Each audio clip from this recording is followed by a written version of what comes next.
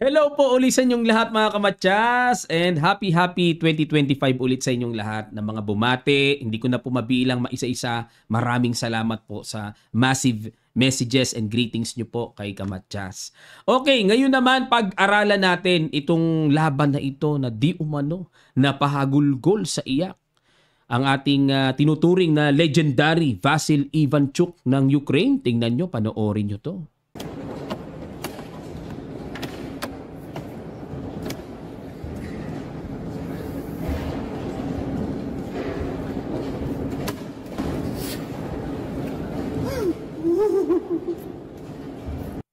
Bakit kaya? Ano kaya ang nangyari? Yan ang pag-aaralan natin. Napakarami pong nag-request sa atin na i-analyze. Ano ba ang laman? Ano nangyari sa game? Bakit na paganon? Si Chucky, ngayon lang po ako nakakita ng ganitong hagulgol. Meron palang ganitong pangyayari sa chess. Pag-aralan natin. White dito si legendary Chucky versus ang mabilis at mandirigmang Daniel Naroditsky. Magaling po sa mga online blitz ito. Pero face-to-face ito, tingnan natin.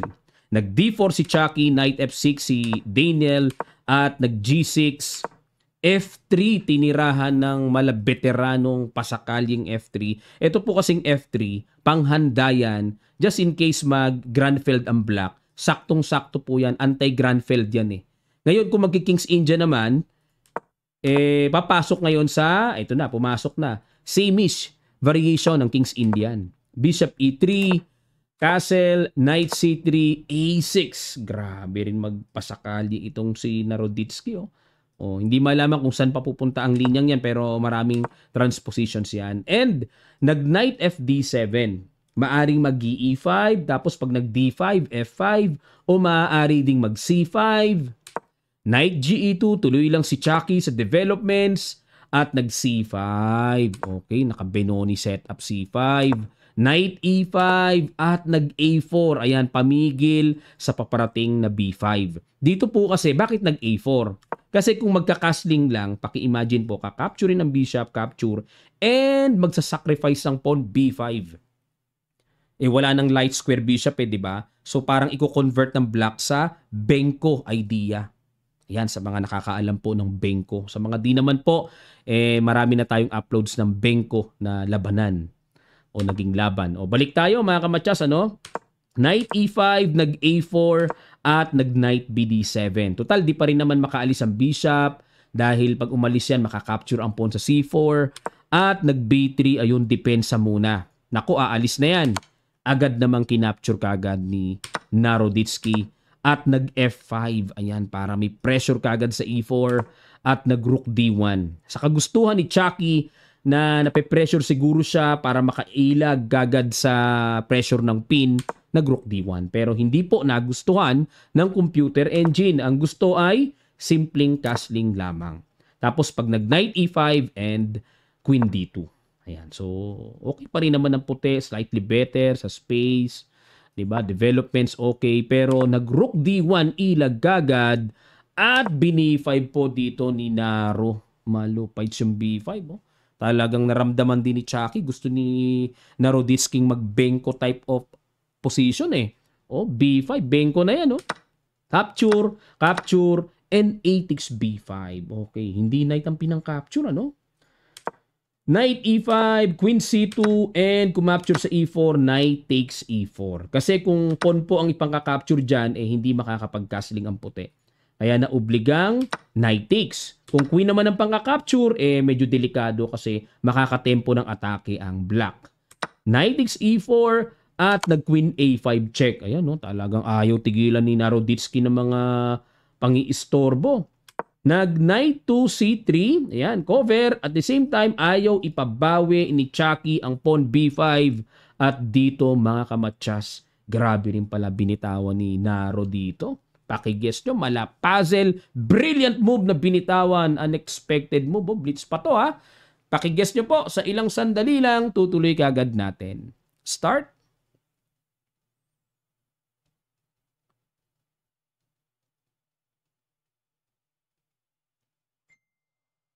Maraming salamat po mga kamatyas. Grabe itong ginawa. Grabe talaga. Knight takes F3. Siguro nararamdaman niya, napapanik si Chucky. Kasi pag nag-blitz to, pag ganun-ganun yan eh.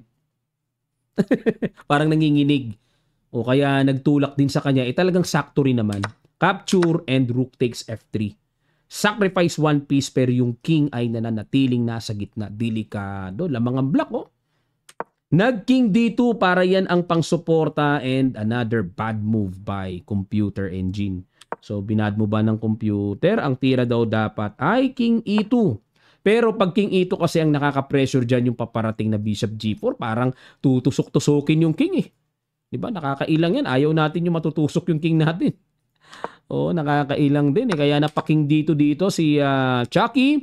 And nag-bishop D4. Bumawi naman ng Blanderatius. Tubo pa ngayon ang puti. Ayun. Ang accurate move naman dito ay simple lang pala. Queen B4. Ayun. Pero grabe naman Queen B4. Ano idea? Magbi-bishop F5. Manunusok ng manunusok. Ayun. Queen B4. Kaso positional move ano? Pang long game. Mahirap makita sa blitz yan.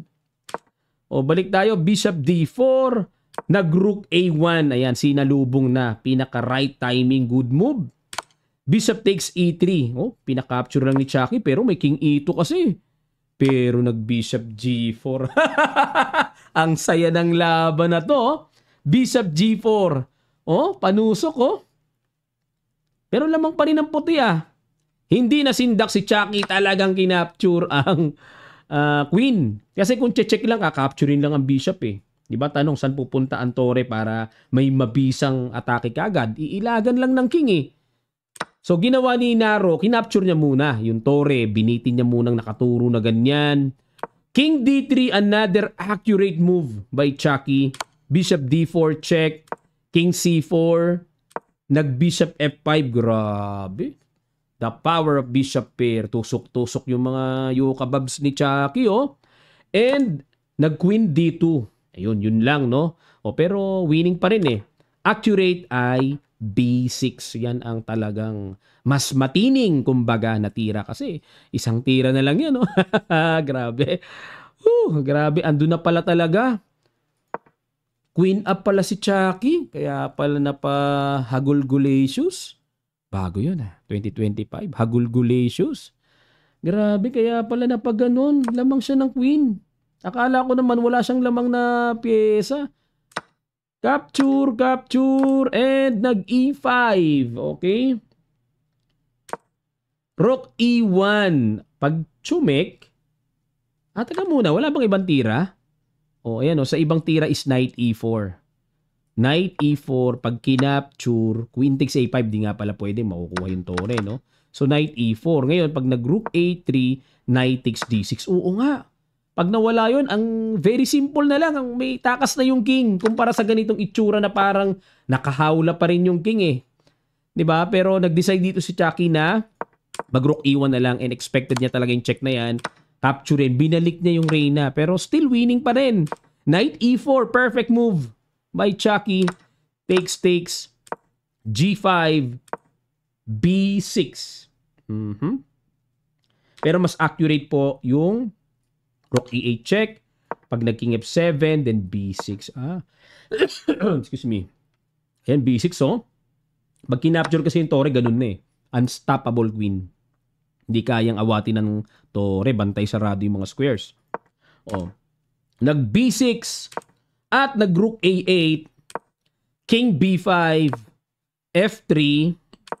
Rook E1. G4. King C6. H5, kinapture, Rook F8. So, dito po, kita nyo naman ang evaluation bar. Oh. Tirik na tirik. Pabor na pabor sa puti. Tayong tayo. Nag-B7, H4. Ayan. Dito, medyo masasabi ko pong sa ganitong 9 seconds and 4 seconds, dying seconds na to kung tawagin eh. Winning nga ang puti, pero medyo mabigat ding makita sa ganitong kaunting segundo plus pressure. Tingnan nyo po ang ginawa nag-Rook G1. Yan baliktad ka agad Kumbaga sa boxing, winning ka na, napangahan ka pa. Duling. Nung napangahan, talagang di ka makatayo. Duling eh, talagang hirap na hirap ka. Balentong ka ng balentong talaga. Alam niyo mga kamatyas, ang only move to win this position, rook f1. Yan ang tira. Piling-pili eh. Na tipong parang ang sarap i-G3, marcha ng dalawang pawns, pero may ganun kasi. Yun ang purpose ng rook f1. May rook takes f3. Walis lahat yan. O, pagpalagay natin, makipagsabayan na para masabing gulo-gulo na. May reyna na eh. Mauunang mag-reyna. O, pagpalagay natin, iharang natin para kahit papaano, parang tipong hindi aabutan. O, hindi ba aabutan? May queen takes c5 eh. Abot na abot. Di makaka-promote. O, pagpalagay natin, rook f1, queen c8 check. O, may check na kasi dito. Wala, kuha talaga. Kahit saan magpunta. Dito, may check, kuha. Dito, check sa g4, kuha. O, lagay natin dito, may queen e6 check. O, kahit saan pumunta. O, dito, queen e7 check, kuha pa rin eh. O, basta makuha yung pawn, tapos na laban eh. Ay, sakit, grabe. Naparook G1? Naparook G1? Na F2 tuloy. Pero mali pa rin pala to. Kala ko tamang-tama to. Teka muna. G3 ang tamang winning move. G3. Pag kinapture kasi may F2. Yan ang mas malinis. Oo nga. Malinis kasi may G2 paparating eh. O, isang tira na lang kasi yan eh. Promote na. Winning for black, baliktad kagad, ano? Ngayon, pagka nag-G3, dagdagan ko lang, mga kamatsas, ano? Ang analysis may F2, wala na. Then followed with G2. Lamang talaga black. So, G3 ang accurate. Pero ang ginawa dito ni Naro, nag-F2, tama yung rook takes G4, nag-King H7, ayun! Napaka-capture bigla dito. Sa bagay, wala na kasing time eh. Oo, pag ganun, check. O, boss. At dito po na-plug down si Chucky. Teka muna, bago ko ipapalabas sa inyo ng buo yung video nila Chucky ng humagulgol. Wait lang po. Pag dito, ang tamang tira, B8 queen na. Kaso, naka-mindset nga si Chucky na gusto niyang i-promote ng buo yan eh. Mangyari dito, kailangan mong gawing ipaka-capture yan, takes, sabay ganun. Ayun, pagka gumanito, rook takes f2, winning for white. Kasi yung king boundary na eh, nababoundary na. Etong pawn, pass pawn, yan ang malinis na winning. Pambihirski, ano? Kaya pala, pero balik po tayo sa nangyari. Pag capture dyan dito, hindi nakatira eh. Alam ko, bago pa makatira dito, na flag down na si Chucky eh. Pero isinama pa rin nila sa PGN yung rook G4, no, kahit na flag down. Ayan, no. Pero dapat ang tira dito, rook F4, kahit pa paano. Pero ano na rin talaga, capture, kasi ganito mangyayari eh. Tapos may rook F6 check daw muna. Paano kung gumanon? F1 queen. So yan ay winning na. Pag chumek kasi dyan, gagapang lang dito, no. etc. etc. So winning for black na rin talaga. Grabe ang sakit. Na flag down po dito si Chucky. Grabe ang hagulgul niya, talagang grabe mga kamatyas. Ramdam na ramdam ko yung pain. Panoorin po natin mga kamatyas.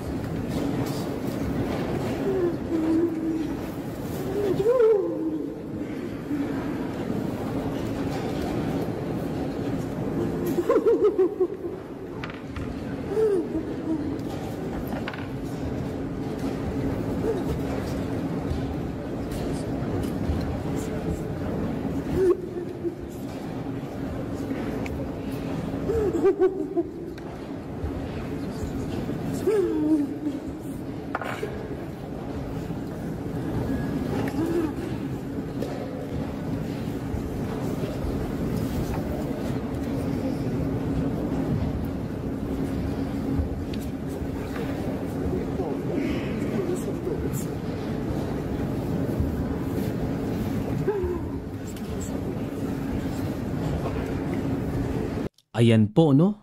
Pero may sakit man, pero ganun talaga mga kamatyas.